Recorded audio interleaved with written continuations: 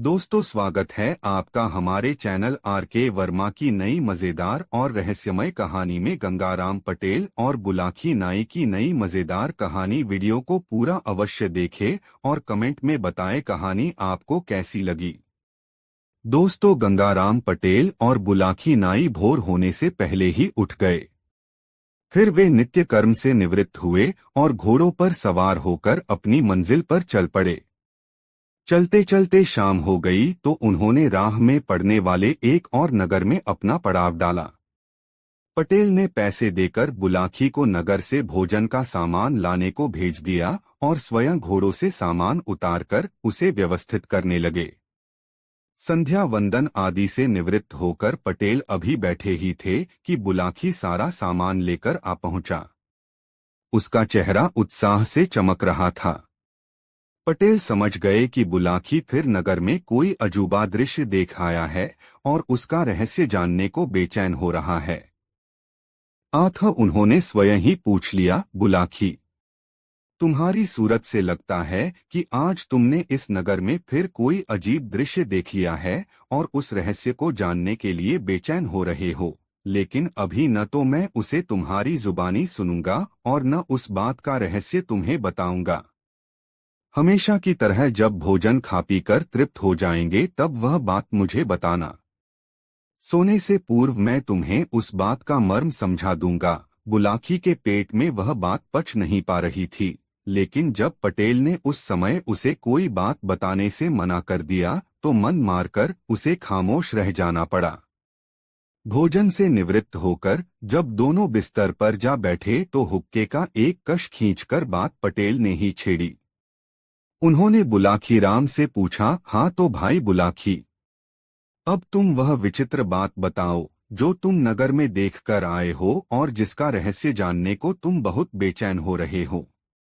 बुलाकी बोला, पटेल जी, आज जब मैं बाजार से खरीदारी करके लौट रहा था तो मैंने चौराहे पर एक अजीब दृश्य देखा।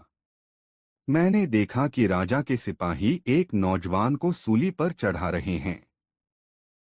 वहीं पर एक तपस्विनी सी स्त्री खड़ी है और उसके पास नौजवान भी खड़ा है। उनसे कुछ हटकर एक स्त्री और भी खड़ी थी। तीनों निर्विकार भाव से उस व्यक्ति को सूली पर चढ़ाए जाते देख रहे थे। मेरी समझ में यह बात नहीं आई कि अगर वह व्यक्ति उनका कोई परिचित या कोई रिश्तेदार था तो उसे सूली पर चढ़ता देख उनकी आंखों में आंसू क्यों नहीं आ रहे थे, जबकि वहां तमाशाइयों में मौजूद कई स्त्रियों के चेहरों पर गम के भाव थे। उनमें से कुछ स्त्रियां सिसक भी रही। मौज बुलाकी की बात सुनकर गंगाराम पटेल मुस्कराए, फिर बोले, बुलाकी राम सुनो, इस नगर में रतिराम नाम का एक वैश्य रहता है जो बहुत ही धर्मपरायण बोकन है। उसकी दो संतान हैं, एक लड़की और एक लड़का।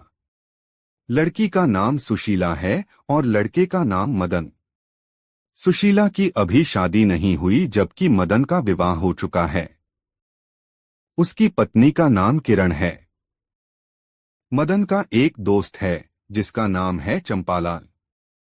अब तुम यह सुनो कि इन सब के साथ क्या हुआ। बुलाकी, सेठ रतिराम का कारोबार पहले बहुत अच्छा चलता था। उसकी गिनती इस शहर के धनीमानी व्यक्तियों में की जाती थी, लेकिन चंपालाल नाम के मदन के दोस्त ने इस परिवार में ऐसी चिंगारी फेंकी कि इनका घर तबाह होकर रह गया। वह कैसे पटेल जी? बुलाकी ने उत्सुकता से पूछा। हुआ ये कि मदन का दोस्त चंपालाल पहले एक संघरित्र नौजवान था। उसके पिता ने उसके लिए काफी धन छोड़ा था, किंतु उसके मरने के बाद चंपालाल को परस्त्रीगमन का चस्का लग गया। वह अपनी कामपूर्ति के लिए वेश्याओं के यहाँ जाकर उन पर अपने पिता के जमा किए हुए धन को उड़ाने लगा। धीरे धीरे उसका सारा धन समाप्त हो गया। तब उसने एक जुगत भिड़ा ली। वह वेश्याओं का दलाल बन गया और दूसरे लोगों को फंसाकर वेश्याओं के पास पहुंचाने लगा। ऐसा करने से उसकी अर्थव्यवस्था काफी हद तक सुधर गई। वह दलाली से कमाए धन से ऐश करने लगा। लेकिन बुलाकी, यह सब कब तक चलता? पाप की कमाई से भी किसी का गुजारा हुआ है जो चंपालाल का होता। धीरे धीरे नगर के अधिकांश लोग इस बात को जान गए कि चंपालाल वेश्याओं का दलाल है। तब वे उससे कन्नी काटने लगे। इससे चंपालाल की कमाई बंद हो गई और उसके भूखों मरने की नौबत आ पहुंची। ऐसे में चंपालाल की नजर मदनलाल के ऊपर पड़ी। उसने सोचा कि किसी तरह चंपालाल को किसी वेश्या के चंगुल में फंसा दिया जाए तो उस वेश्या की कमाई भी हो जाएगी और मेरी दाल रोटी का जरिया भी निकल आएगा। ऐसा विचार कर एक दिन वह मदन से मिला और उससे कहा, मित्र मदन, कई दिन से मेरी इच्छा देवी दर्शन की हो रही है, लेकिन मैं वहां अकेले जाना नहीं चाहता। तुम साथ दो तो हम दोनों देवी के दर्शन कराएं। मदन एक धर्मपरायण पिता का बेटा था। उसने अपने पिता से धार्मिक संस्कार पाए थे। वह देवी दर्शन के लिए राजी हो गया। तब चंपालाल उसे बजाय देवी दर्शन कराने के बहला फुसलाकर वेश्या चंद्रा के यहाँ ले आया। उस दिन वेश्या चंद्रा ने उस पर ऐसा मोहिनी मंत्र मारा कि मदन उसका दीवाना बन गया। घर में पतिव्रता स्त्री होते हुए भी वह एक वेश्या के प्रेम में फंस गया और उस पर अपने पिता की कमाई हुई दौलत खुले हाथों लुटाने लगा। वेश्या चंद्रा उससे जिस भी चीज को लाने का आग्रह करती, वह उसकी प्रार्थना को तुरंत पूरी कर देता था। इस तरह से चंपालाल की भी मौज हो गई। वेश्या जो धन मदन से लेती, चंपालाल उसमें से अपना कमीशन वसूल कर लेता था। कुछ दिन बाद मदन की पत्नी किरण को इस बात का पता चल गया कि उसका पति वेश्यागामी हो गया है। इस पर उसने अपने पति को बहुत समझाया बुझाया। मदन ने उसे यह वचन दे दिया कि अब के बाद वह उस वेश्या के पास नहीं जाएगा, लेकिन उसने उस वचन का पालन नहीं किया। चोरी चोरी चुपके चुपके उसका वेश्या के यहाँ जाना बदस्तूर जारी रहा। इतनी कहानी सुनाकर गंगाराम पटेल ने कुछ क्षण विराम लिया।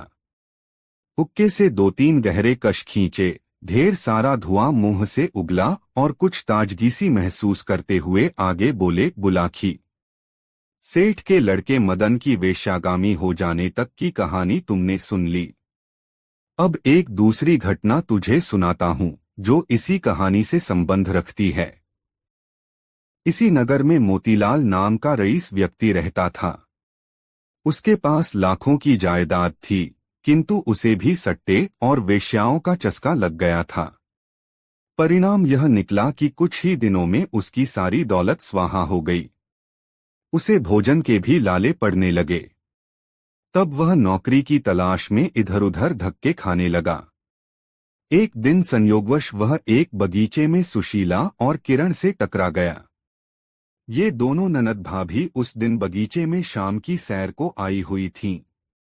मोतीलाल ने जब उन्हें अपनी दास्तान सुनाई तो उन्हें उस पर दया आ गई। वे उसे अपने साथ अपने घर ले आई और सेठ रतीराम से कहकर उसे अपने घर में नौकर रखवा लिया। मोतीलाल क्योंकि बहुत ठोकरें खा चुका था, आधा नौकर बनकर उसने अपने काम गंभीरता से करने शुरू कर दिए। धीरे धीरे उसने घर वालों का विश्वास जीत लिया। सेठ और उसके परिवार के लोग उससे सलाह-मशविरा करने लगे। मोतीलाल ने मदन को एक दिन वेश्या के कोठे से निकलते देख लिया और क्योंकि वह पहले उन कोठों पर आता जाता रहा था, आथा अपने एक जानकार से मदन के बारे में सब कुछ जान लिया कि ये श्रीमान चंद्रा नामक वेश्या के दीवाने हैं और उस पर अपनी बेहिसाब दौलत लुटा रहे हैं। तो उसने यह बात सेठ रतीराम को बता दी। रतीराम यह सुनकर बिफर उठे। उन्होंने मदन को बुलवाया और उसे बहुत लानत मलामतें दी। उन्होंने मदन को यह धमकी भी दे डाली कि यदि उसने अपना आचरण नहीं सुधारा तो वह उसे अपनी जायदाद से बेदखल कर देंगे।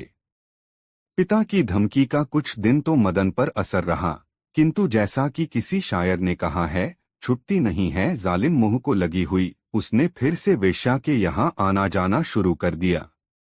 जब सेठ रतीराम की सारी कोशिशें अपने बेटे को समझाने में विफल हो गई तो विवश होकर उन्होंने उसे घर से निकाल दिया और अपनी जायदाद से भी बेदखल कर दिया।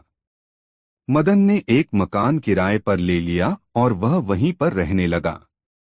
जो कुछ पूंजी पिता के व्यापार से उसने छुपा रखी थी, वह उसी से अपनी गुजर-बसर करने लगा। इतनी कहानी सुनाकर गंगाराम ने आगे कहा, हे बुलाखीराम, अब तुम आगे का वृत्तांत सुनो कि उस बेईमान चंपालाल ने क्या किया। एक दिन उसने एक झूठी चिट्ठी लिखी और उसे लेकर सुशीला के पास पहुंचा। उसने सुशीला से कहा कि एक दुर्घटना में तुम्हारा भाई गंभीर रूप से घायल हो गया है और उसने तुम्हें फौरन अपने पास बुलाया है। मैं उसे एक वैद्य के पास छोड़ आया हूँ, तुम तुरंत चलकर उससे मिल लो। सुशीला ने चिट्ठी पढ़ी। चिट्ठी में नीचे जो दस्तखत थे वह कुछ कुछ उसके भाई के हस्ताक्षरों से मिलते थे। सुशीला ने ज्यादा छानबीन नहीं की। भाई के साथ हुई दुर्घटना की बात सुनकर वह पहले ही बहुत घबरा गई थी, अतः वह फौरन चंपालाल के साथ चल पड़ी। मक्कार चंपालाल उसे लेकर एक बाग में पहुंचा। जब सुशीला ने उससे पूछा कि मेरा भाई कहाँ है, तो वह ढीठता से बोला, मिल जाएगा मेरी जान, वह भी मिल जाएगा। पहले जरा वह काम तो कर लूं जिसके लिए मैं तुम्हें यहाँ लाया हूँ। ऐसा कहकर वह कपटी सुशीला से लिपटने की कोशिश करने लगा। यह देखकर सुशीला उसकी नीयत समझ गई और सहायता के लिए चिल्लाने लगी। उसकी सहायता की पुकार मोतीलाल ने सुनी। वह किसी काम के सिलसिले में उधर से ही गुजर रहा था। वह तुरंत बाग में पहुंचा और एक ही नजर में सारा मामला समझकर चंपालाल से जाकर भिड़ गया। उसने 3-4 घूंसे कसकर चंपालाल की कोख में दे मारे। चंपालाल दर्द से बिलबिला उठा। उसने सुशीला को छोड़ दिया और अपनी कोख पकड़कर खड़ा हो गया। मोतीलाल ने उसे लानत मलामतें दी, उसे बहुत जलील किया, फिर उसकी पीठ पर एक लात जमाकर उसे वहां से भगा दिया। साथ ही उसने यह धमकी भी दे दी कि यदि आगे से उसने सुशीला पर अपनी कुदृष्टि डाली तो वह उसका खून कर देगा। मोतीलाल सुशीला को लेकर उसके घर पहुंचा। उसने सेठ रतिराम को जब यह बात बताई तो उनका खून खौल उठा। उन्होंने अपने आदमी भेजकर चंपालाल को पकड़ मंगवाया। वहां भी चंपालाल की जमकर पिटाई की गई और उसे चेतावनी देकर छोड़ दिया गया कि आगे से वह इस मकान की गलियों से भी गुजरा तो उसका बहुत बुरा अंजाम किया जाएगा। चंपालाल की अपने कुकृत्य के कारण बहुत बेइज्जती हो चुकी थी, अतः उसने इस परिवार से अपनी बेइज्जती का बदला लेने का निश्चय कर लिया। विद्वेष की आग में जलते हुए उसने फैसला कर लिया कि वह मदन को किसी गंभीर मुसीबत में फंसा कर ही दम लेगा। यहाँ तक कहानी सुनाकर गंगाराम पटेल ने कुछ क्षण के लिए विराम लिया। हुक्का गुड़गुड़ाया और मुंह से धुआं निकालते हुए आगे कहा, अब हे बुलाखीराम, मदन की पत्नी किरण के बारे में भी सुन। वह बेचारी रात दिन अपने पति की चिंता में घुलने लगी थी। अपने पिता के डर से उसका पति तो घर आ नहीं सकता था, अतः उसने स्वयं ही उससे मिलने का निर्णय किया। उसने एक गुजरी का वेश बनाया और दही की मटकी सिर पर उठाए उस ओर चल पड़ी जहां उसका पति रह रहा था। उसने दही ले लो, दही, ताजा दही, असली दही, इस तरह की आवाजें उस गली में लगानी शुरू कर दी। उसकी आवाज सुनकर मदन ने घर से बाहर झांका। एक बेहद खूबसूरत युवती को दही बेचते देखकर वह बर्तन लेकर बाहर आ गया। ए दही वाली, कैसे दिया है दही? उसने पूछा।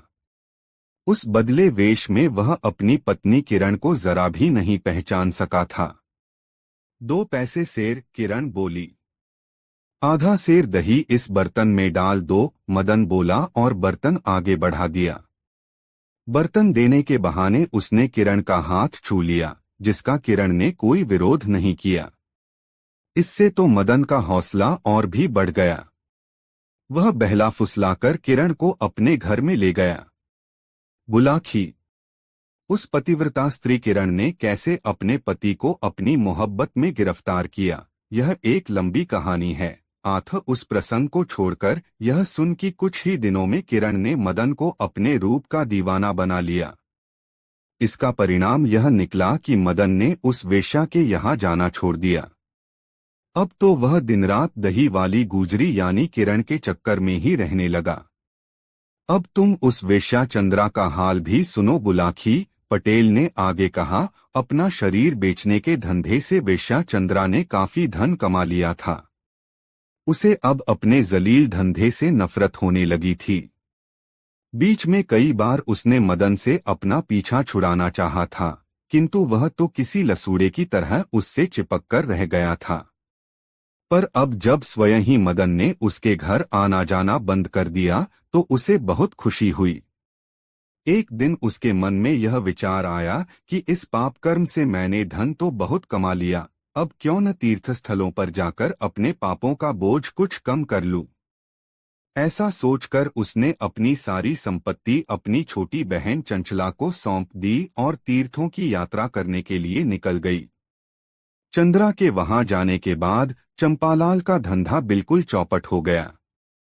ग्राहकों को फंसाकर चंद्रा के कोठे पर पहुंचाने से ही तो उसकी रोजी रोटी चलती थी। जब चंद्रा का कोठा ही बंद हो गया तो उसके भूखे मरने की नौबत आ गई। उसने समझा कि चंद्रा रह तो यही रही है, पर जानबूझकर उससे नहीं मिलना चाह रही। तब उसने चंद्रा से भी बदला लेने की ठान ली। एक रात वह चोरी छिपे चंद्रा के घर में घुस गया। अंदर कमरे में उसने एक युवती को सोते हुए देखा। कमरे में अंधेरा था, इसलिए वह यह पहचान नहीं कर सका कि पलंग पर सोई हुई युवती चंद्रा है या कोई और। वह उछलकर पलंग पर चढ़ गया और सोई हुई युवती का मुंह बाएं हाथ से दबा लिया ताकि वह चीख न सके। तब उसने अपनी फेंट से एक तेजधार वाली कटार निकाली और उस युवती का गला रेत दिया। उसने उस युवती का कटा सिर एक चादर में लपेटा और रात के अंधकार में उस कटे सिर को मदन के घर में रखाया। फिर उसने वहां की कोतवाली में यह सूचना पहुंचा दी कि मदन नाम के एक नौजवान ने वेश्या चंद्रा का खून कर दिया है और उसका सिर काटकर अपने साथ ले गया है। इस सूचना के आधार पर शहर कोतवाल ने मदन के घर पर छापा मारा तो उन्हें एक युवती का कटा सिर मिल गया। तब हत्या के जुर्म में मदन को गिरफ्तार कर लिया गया। बेटे को मुसीबत में पड़ा देखकर रतिराम की ममता जाग उठी। उसने एक अच्छा सा वकील करके मदन को छुड़ाने के प्रयास आरंभ कर दिए। सेठ रतिराम ने पैसा पानी की तरह बहाया, किंतु दो कारणों से उसे मदन की जमानत कराने में विफलता ही मिली। पहला कारण तो मदन के घर से कटा सिर मिलना था, दूसरे चंपालाल की चश्मदीद गवाही थी। चंपालाल ने अदालत में खड़े होकर यह गवाही दी थी कि मैंने अपनी आंखों से मदन को वेश्या चंद्रा का खून करते देखा है। बस यही दोनों कारण मदन की जमानत होने में बाधक बन रहे थे। एक लंबी बहस के बाद आखिर न्यायाधीश ने मदन को फांसी का हुक्म सुना दिया। इतना कहकर गंगाराम पटेल ने बुलाकी नाई की ओर देखा और पूछा, बुलाकी क्या बात है, तुम हुकारा नहीं भर रहे? नींद आ रही हो तो कहानी यहीं बंद कर दूं? अरे नहीं नहीं पटेल जी, बुलाकी जल्दी से बोला, मैं खूब ध्यान लगाकर इस कहानी को सुन रहा हूं। मैं तो यह भी सोच रहा हूं कि बुरा वक्त पड़ने पर लोग किस तरह गिरगिट की तरह रंग बदल लेते हैं। अपने सगे ही अपने विपरीत हो जाते हैं और जिनकी हम जीवन भर उपेक्षा करते रहते हैं वही लोग मदद के लिए आ खड़े होते हैं। खैर, यह तो ईश्वरीय नियम है, इन नियमों में इंसान कुछ नहीं कर सकता। आप आगे की कहानी सुनाइए। बुलाकी पटेल ने कहना आरंभ किया। जब न्यायाधीश ने मदन को फांसी की सजा सुना दी तो उसकी पत्नी किरण ने एक अकल्पनीय फैसला कर लिया। उसने अदालत में यह लिखकर दे दिया कि उस वेश्या का खून मेरे पति ने नहीं, स्वयं मैंने किया है। मेरे पति को छोड़ दिया जाए और मुझे फांसी की सजा दे दी जाए। न्यायाधीश ने उसकी अर्जी स्वीकार कर ली। मदन को जमानत पर रिहा कर दिया गया और किरण को गिरफ्तार करके नए सिरे से मुकदमे की तफ्तीश के आदेश जारी कर दिए। इस बीच मोतीलाल भी लगातार भागदौड़ करता रहा। उसने कटे हुए सिर को देखा था, क्योंकि पहले वह वेश्या चंद्रा के यहाँ लगातार जाता रहा था आथ उसे यह संदेह हो गया कि वह कटा सिर चंद्रा का न होकर किसी और का था। तब वह सिर किसका था? चंद्रा की बहन चंचला को उसने कभी देखा नहीं था। देखता तो तुरंत पहचान जाता कि वह कटा सिर चंद्रा का नहीं, उसकी छोटी बहन चंचला का था। इसे मदन पर प्रभु की कृपा समझिए या मात्र संयोग। इसी बीच तीर्थयात्रा बीच में ही छोड़कर वेश्या चंद्रा घर लौट आई। उसने घर पहुंचकर देखा कि सब लोग उसे घूर घूर कर देख रहे हैं। उन लोगों को यकीन नहीं हो रहा था कि जिस चंद्रा के कत्ल में मदन पर मुकदमा चल रहा है, वह चंद्रा तो जीवित है। तब चंद्रा स्वयं अदालत में पहुंची और न्यायाधीश को बताया कि कत्ल मेरा नहीं, मेरी छोटी बहन चंचला का हुआ है। चंद्रा ने न्यायाधीश के सामने जोर देकर यह बयान भी दिया कि बहुत दिनों से चंपालाल उसे और मदन को मुसीबत में फंसाने के लिए धमकी दे रहा था। हो सकता है मुझसे बदला लेने के लिए यह कत्ल उसी ने किया हो। चंद्रा के इस बयान पर न्यायाधीश ने कोतवाल को यह आदेश दे दिए कि चंपालाल को हिरासत में लेकर उससे पूछताछ की जाए। एक बार फिर से मुकदमे की तफ्तीश जारी हुई। चंपालाल के घर की तलाशी ली गई। वहां से वह जेवर बरामद हो गए जो उस दिन चंचला ने पहने हुए थे। वह नामुराद उसका सिर काटने के बाद उसके मृत शरीर से जेवर भी उतार लाया था। वह कटार भी उसके घर से बरामद हो गई जिससे उसने चंचला का सिर काटा था। उसे कभी सपने में भी यह गुमान नहीं था कि कभी वह कटार बरामद हो जाएगी। आथ उसने उसे धोया भी नहीं था। चंचला के शरीर का सूखा हुआ खून अभी भी उस कटार पर विद्यमान था। बहरहाल चंपालाल के ऊपर कत्ल का मुकदमा चला। वह दोषी साबित हुआ। न्यायाधीश ने किरण और उसके पति मदन को बाइज्जत बरी कर दिया। कहानी का समापन कर गंगाराम पटेल ने कहा, बुलाखीराम, आज तू जिस अजीब दृश्य को देखकर आया है, वह यही दृश्य था। आज चंपालाल को सूली पर लटकाया जा रहा था। वहां जो तेजस्विनी सी स्त्री खड़ी थी, वह मदन की पत्नी किरण थी और युवक स्वयं मदन था। उससे कुछ हटकर जो स्त्री खड़ी थी, वह वेश्या चंद्रा थी। बस अब तो तेरी शंका का समाधान हो गया। अब तू सो जा। मैं भी सोने की तैयारी करता हूं, सुबह उठकर फिर से यात्रा करनी है। ऐसा कहकर वे लेट गए। शीघ्र हो उन्हें निद्रा देवी ने आधेरा। दोस्तों, कहानी कैसी लगी कमेंट में बताएं और वीडियो को एक लाइक जरूर करें। दोस्तों, आपने कहानी यहां तक देखी कमेंट में जरूर बताएं। दोस्तों, काशी यात्रा के अगले दिन गंगाराम पटेल और बुलाखीराम एक नए नगर में पहुंचे और रात्रि को वहां विश्राम किया। इस दौरान बुलाखीराम ने जो अद्भुत दृश्य देखा वह कुछ इस प्रकार था। बुलाखी ने एक चौराहे पर देखा कि एक रथ में एक सुंदर नौजवान बैठा हुआ था। उसके साथ ही एक सुंदर सी स्त्री बैठी हुई थी। कुछ देर तक दोनों में वार्तालाप हुआ। फिर स्त्री उतरी और बिल्ली बनकर एक झाड़ी में चली गई। बुलाखी यह दृश्य देखकर लौटा तो उसने गंगाराम पटेल से इस बात का रहस्य बताने को कहा। रोज की तरह तब भोजनोपरांत सोने के समय गंगाराम ने उसके इस प्रश्न का जवाब दिया। गंगाराम ने कहा, बुलाखीराम, इस शहर में श्रीधर नाम का एक रईस आदमी रहता था। उसकी इकलौती संतान है उसका बेटा किशोरलाल। श्रीधर ने अपने एक घनिष्ठ मित्र की बेटी सौदामिनी के साथ उसका रिश्ता बचपन में ही तय कर दिया था। किशोर और सौदामिनी की शादी मात्र वर्ष 5 की आयु में ही हो गई। श्रीधर का विचार था कि जब उसका बेटा युवा हो जाएगा तो उसका गौना कराकर बहू को घर में ले आऊंगा। वक्त गुजरता गया। किशोर की उम्र 18 वर्ष की हो गई। तब एक दिन श्रीधर ने बहू का गौना कराने के लिए किशोर को उसकी ससुराल भेजा। बहू को लाने के लिए किशोर रथ सजाकर अपने नगर से निकला।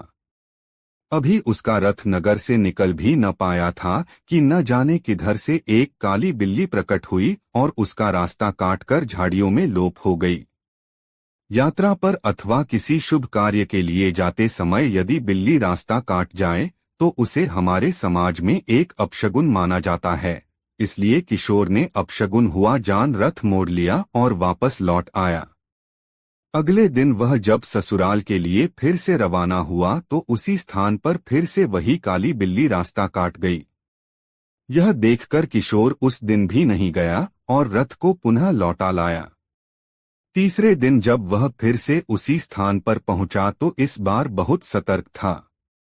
उसने चाबुक तैयार कर रखा था।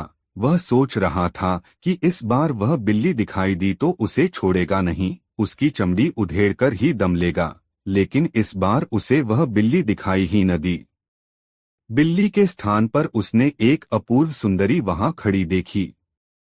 रथ जब समीप पहुंचा तो उस रूपसी ने किशोर से आग्रह किया, श्रीमान क्या आप नवलगढ़ जा रहे हैं? हाँ, किशोरलाल ने कहा, जा तो वहीं रहा हूं। पर आप यह बात क्यों पूछ रही हैं? बात यह है कि मुझे भी उसी ओर जाना है, उस रूपसी ने कहा। यदि आप अपने रथ में मुझे भी स्थान दे दें तो मैं आपकी आभारी रहूंगी। आभार कैसा? रथ तो खाली है, आप शौक से मेरे साथ यात्रा कर सकती हैं, किशोर ने कहा।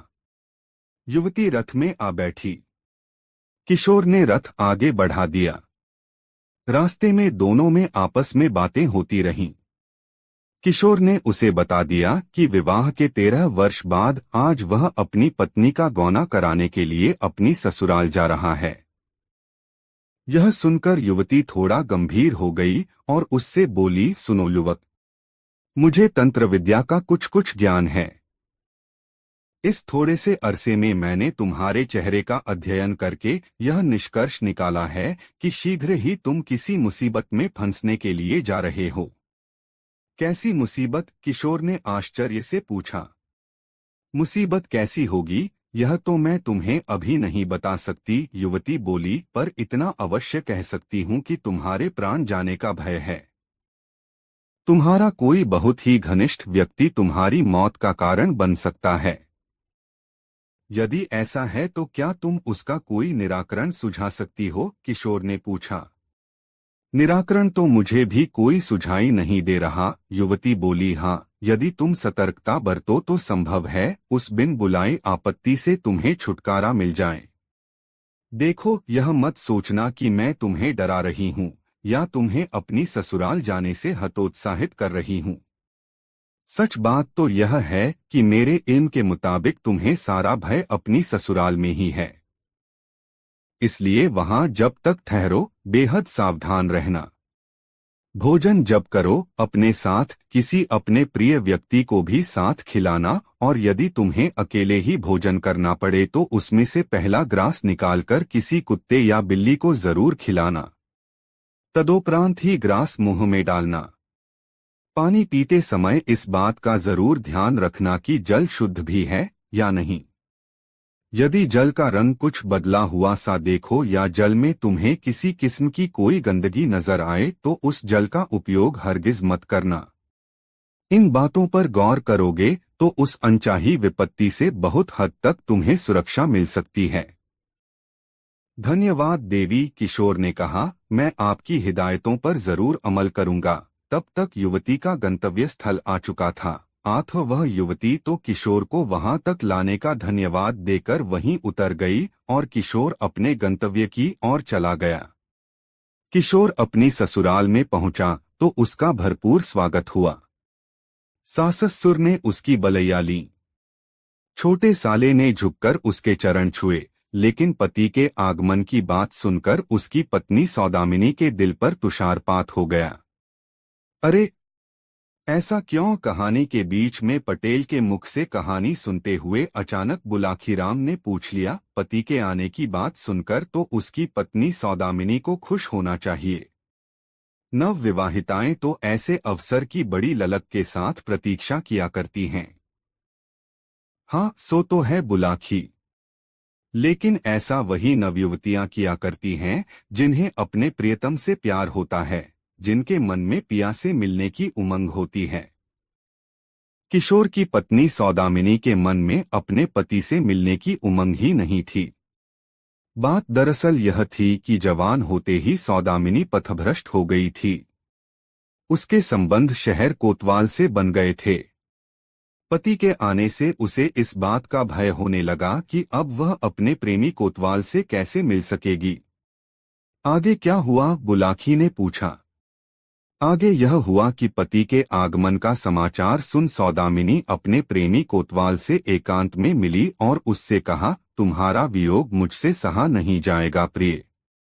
तुम कोई ऐसा उपाय सोचो जिससे कि मुझे अपने पति के साथ जाना न पड़े। सौदामिनी उसकी बात सुनकर उसका प्रेमी कोतवाल बोला, जाना तो एक न एक दिन तुम्हें अपने पति के साथ पड़ेगा ही, क्योंकि तुम्हारा उसके साथ विवाह हो चुका है। हाँ, कुछ दिन और यहाँ रुक जाओ, इस विषय में जरूर कुछ किया जा सकता है। तो फिर करो न वह उपाय। मैं अधिक से अधिक समय तुम्हारे साथ बिताना चाहती हूँ, सौदामिनी व्यग्रता से बोली। कोतवाल ने तब उसे एक पुड़िया पकड़ा दी और कहा, इस पुड़िया में एक ऐसा जहर है जिसके खाने से आदमी की मौत बहुत धीरे धीरे होती है, परंतु अगर इसकी मात्रा कुछ ज्यादा खिला दी जाए तो व्यक्ति तत्काल मृत्यु को प्राप्त हो जाता है। तुम्हें जैसे ही अवसर मिले इस पुड़िया में से कुछ मात्रा उसके भोजन में मिला देना, तब वह गंभीर रूप से बीमार हो जाएगा। जाहिर है ऐसी हालत में वह कुछ समय तक तुम्हें अपने घर नहीं ले जा सकेगा। तब हम आज की तरह कुछ दिन तक और अपने मिलन का आनंद ले सकेंगे। सौदामिनी ने वह जहर की पुड़िया ले ली और उसे लेकर घर चली आई। अब वह इस मौके की तलाश में रहने लगी कि कब अपने पति को वह जहर खिला सके। उस रात किशोर की सास ने उसके लिए बड़े स्वादिष्ट व्यंजन तैयार कर उसे परोसे। किशोर तो सावधान था ही, उसने भोजन के समय अपने छोटे साले को अपने साथ खाने पर बिठा लिया। आथा सौदामिनी की योजना धरी की धरी रह गई। रात को दोनों अपने मकान के ऊपर बने एक एकांत कमरे में सोने चले गए। अगले दिन प्रातः जब किशोर उठा तो शौच जाने से पूर्व उसने अपनी पत्नी से पानी मांगा। किशोर की आदत थी कि वह सुबह उठकर सबसे पहले जल पीता था। ऐसा करने से उसका शौच खुलकर आता था। सौदामिनी को मौका मिल गया। उसने लोटे में जल भरा और पुड़िया खोलकर उस जल में उड़ेल दी। फिर लोटा लाकर किशोर को थमा दिया। तभी अचानक किशोर को कुछ काम याद आ गया। उसने लोटे को वहीं रख दिया और अपने कमरे में चला गया। संयोगवश उसी समय सौदामिनी का छोटा भाई वहां आ पहुंचा। उसे प्यास लगी थी। आथा जब उसने लोटे में जल भरा देखा तो बिना किसी हिचकिचाहट के लोटे का सारा जल पी लिया। जैसा कि अपेक्षित था, जल पीते ही उसकी हालत बिगड़ गई और देखते ही देखते उसने दम तोड़ दिया। सौदामिनी ने जब अपने भाई को मरा देखा तो उसके हाथों के तोते उड़ गए। वह सन्नसी रह गई। लेकिन फिर उस दुष्टा ने इसका दोष अपने पति पर ही मढ़ दिया।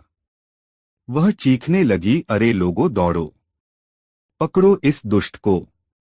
देखो इस दुष्ट पापी ने क्या कर डाला है। इसने मेरे छोटे भाई को गर्दन दबाकर मार डाला है। उसकी पुकार सुनकर सारे घर वाले और पड़ोसी इकट्ठे हो गए। यह सब देखकर किशोर के हाथ पांव फूल गए। उसने वह लोटा उठाकर एक ऊंचे स्थान पर रख दिया और लोगों को अपने विषय में सफाई देने लगा कि मैंने यह दुष्कर्म नहीं किया है, लेकिन कौन उसकी बात का यकीन करता।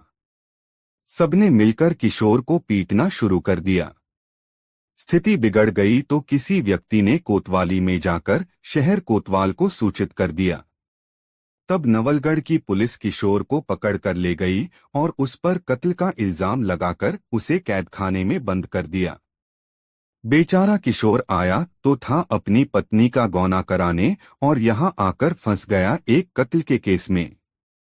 अब किशोर को वह युवती याद आने लगी जिसने उसे किसी भावी मुसीबत से सतर्क रहने के लिए सावधानी बरतने को कहा था। किशोर ने सावधानी तो बेशक बरती थी, किंतु जो होनहार था वह होकर ही रहा। सारी रात कैद में रहते हुए नाना प्रकार के ख्याल उसे आते रहे और वह तरह तरह की आशंकाओं के भंवर में डूबता उतराता रहा। सुबह हुई तो उसे यह देखकर सुखद आश्चर्य हुआ कि वही युवती उसकी सहायता के लिए वहां आ पहुंची थी। उसके साथ एक वकील था। वकील ने किशोर की जमानत का न्यायाधीश द्वारा लिखा एक आदेश कोतवाल को दिखाया और किशोर को कैदखाने से आजाद करा लिया। कोतवाल को उम्मीद नहीं थी कि किशोर को इतनी जल्दी जमानत मिल जाएगी। वह तो उस पर न जाने कितने केस थोपने का मन बना चुका था, लेकिन उस युवती ने उसकी सारी योजना धूल में मिला दी थी। न्यायाधीश का आदेश था, अतः उसे किशोर को जमानत पर छोड़ना ही पड़ा। बुलाखी। उस प्रदेश में जहां किशोर का कोई मददगार न था, वह युवती एक फरिश्ता बनकर किशोर की जिंदगी में आई। उसने किशोर के वकील को शहादत के रूप में ऐसे अकाट्य सबूत मुहैया कराए जिन्हें देखकर न्यायाधीश को किशोर को बाइज्जत रिहा करना पड़ा। इतना कहकर पटेल ने थोड़ा विराम लिया, हुक्के से एक गहरा कश खींचा और आगे बोले, जानना चाहते हो बुलाखीराम की उस युवती ने किशोर को निर्दोष साबित करने के लिए कौन कौन से सबूत मुहैया कराए थे? हाँ हाँ, यह बात तो जरूर बताइए पटेल जी, बुलाखी तत्परता से बोला। तो सुनो, पहला सबूत तो उस युवती ने यह उपलब्ध कराया कि उसने सौदामिनी के मृत भाई की शारीरिक जांच करवाई। जांच से यह सिद्ध हुआ कि मृतक की मौत जहर पीने से हुई थी, न कि उसकी गर्दन दबाने से। हतप्राण की गर्दन पर भी किशोर के हाथों के निशान नहीं मिले थे। दूसरे, उस लोटे में भरे जल का भी परीक्षण कराया जिसके पीने से मृतक की मौत हुई थी। लोटे में अभी भी कुछ जल शेष रह गया था। उसके परीक्षण से यह सिद्ध हो गया कि लोटे में भरे उस जल में वह पुड़िया भी बरामद हो गई जिसमें जहर रखा गया था। पुड़िया में जहर का कुछ अंश अब भी शेष था। परीक्षण से साबित हो गया कि यह वही जहर था जिसके कारण हतप्राण को अपने प्राणों से हाथ धोने पड़े। जब और भी विस्तृत जांच की गई तो यह भी पता चल गया कि जहर स्वयं सौदामिनी ने किशोर के लोटे के जल में डाला था। यह भी पता चल गया कि वह जहर की पुड़िया उसे किसने उपलब्ध कराई थी। तो कोतवाल भी संदेह के घेरे में आ गया और सौदामिनी और उसके अवैध संबंधों की जानकारी भी प्रकाश में आ गई।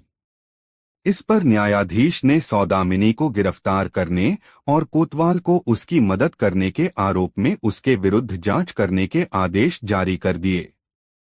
यह सब इतनी तेजी से हुआ कि मात्र 14 दिन में ही सारा केस हल हो गया। बरी हो जाने पर जब किशोर ने आभार व्यक्त करने के लिए उस युवती की खोज की तो वह उसे कहीं भी नहीं मिली। तब वह उदास भाव से अपने नगर को चल पड़ा। जब वह अपने नगर की सीमा में दाखिल हुआ तो उसे यह देखकर बेहद आश्चर्य हुआ कि वह युवती उसी स्थान पर खड़ी थी जहां वह उससे पहली बार मिली थी। किशोर रथ से नीचे उतरा और श्रद्धापूर्वक उस स्त्री को नमन किया। उसने बड़े सम्मान के साथ उसे रथ में बैठाया और बहुत देर तक उसका आभार प्रकट करता रहा। युवती बीच में कुछ नहीं बोली। वह तो बस मुस्कुराकर अनुराग भरी आंखों से उसकी ओर देखती रही। जब वार्तालाप समाप्त हो गया तो वह रथ से नीचे उतरी और एक बिल्ली का रूप धारण कर एक झाड़ी में लोप हो गई। कहानी को समाप्त करते हुए पटेल ने बुलाखीराम से कहा, बुलाखीराम, आज तुमने जो दृश्य देखा था वह उसी समय का था। वह स्त्री और कोई नहीं थी, वही थी जिसने किशोरलाल की मदद की थी और रथ में बैठा युवक स्वयं किशोरलाल था। उम्मीद है तेरी जिज्ञासा शांत हो गई होगी। नहीं पटेल जी, बुलाखी बोला, मेरी जिज्ञासा शांत नहीं हुई। यह तो किसी रहस्यमय कथानक के अधूरे समापन की सी बात हो गई। मुझे यह तो बताइए कि वह रहस्यमय महिला आखिर थी कौन? उसने किशोरलाल की इस तरह मदद क्यों की थी? ससुराल में किशोर की पत्नी पर क्या बीती? उसके प्रेमी कोतवाल का क्या हश्र हुआ, आदि आदि। सुन बुलाकी पटेल बोले, मैं कोई भविष्यवक्ता तो हूँ नहीं जो यह बता सकूं कि भविष्य में सौदामिनी और कोतवाल पर क्या बीतेगी, उन्हें मौत की सजा मिलेगी या उन्हें रिहा कर दिया जाएगा। हाँ, रहस्यमय स्त्री के बारे में जो कुछ मैंने सुना है वह तुझे बताता हूँ। बुलाकी, पूर्व जन्म में इस स्त्री के पति ने इसे धोखा देकर किसी अन्य स्त्री के साथ विवाह रचा लिया था। इस घटना से इसे इतना दुख पहुंचा कि इसने इहलोक ही त्याग दिया और अदृश्य रूप में रहकर हर उस नौजवान की मदद करने का निश्चय कर लिया जो या तो विवाह के पश्चात इस पथ से अपनी पत्नी को लेकर गुजरते हैं या फिर अपनी नवविवाहिता को लिवाने जा रहे होते हैं। बुलाकी, किशोर के साथ घटी यह घटना कोई नई नहीं है। इससे पूर्व भी वह अनजानी सहायिका कई अन्य नौजवानों की मदद कर चुकी है।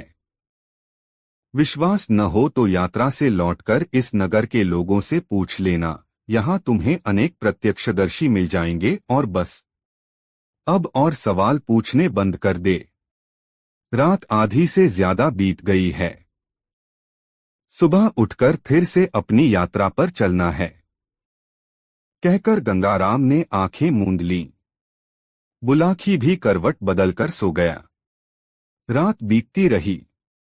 दोस्तों, वीडियो गंगाराम पटेल और बुलाकी नाई की यह कहानियां आपको कैसी लगी कमेंट में जरूर बताएं। ऐसी और नई मजेदार कहानी देखने के लिए हमारे चैनल आरके वर्मा को अभी सब्सक्राइब कर ले। वीडियो अपने मित्रों को जरूर शेयर करें। वीडियो देखने के लिए धन्यवाद।